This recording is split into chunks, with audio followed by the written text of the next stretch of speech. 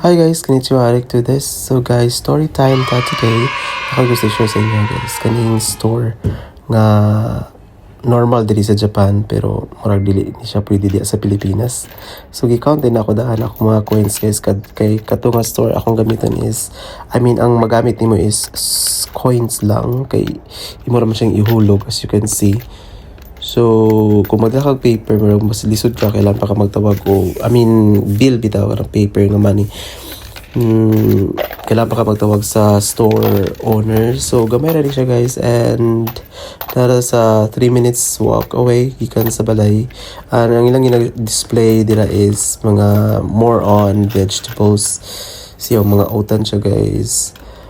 Or sa high na yung mga fruits like strawberry, grapes, pero talagang sara kayo, seasonal na kayo. So ibutan ako siya daan diya sa akong wallet kay para pag abot dito sa store dito na dili na ako mag-count. So nag-count ako daan sa balay. So kani nga di nga mga coins guys kay 2 years na ni nga i-stock na ko diri sa sudlanan kay mga tag 1 yen manggod guys, bugat ba. So yeah, here we go. Nanata sa store. So gamay na kayo siya nga store guys. Pero every day ni siya open. So na mga kamote, sibuyas, and napoy mga carrots, pumpkin, dagan-dagan sa do. Pero makasalbar na gini guys. So imong buhaton is magpili lang ka sa imong gusto nga paliton. So ako kay gusto ko 2 kaputos nga kamote and isa kaputos is 350 yen.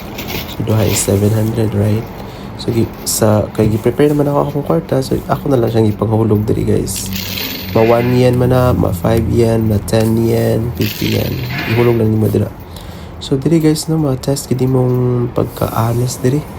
Kay, yeah, ikaw man ang tindero. Walay tindero ni nga shop guys. So, yeah, share ko lang.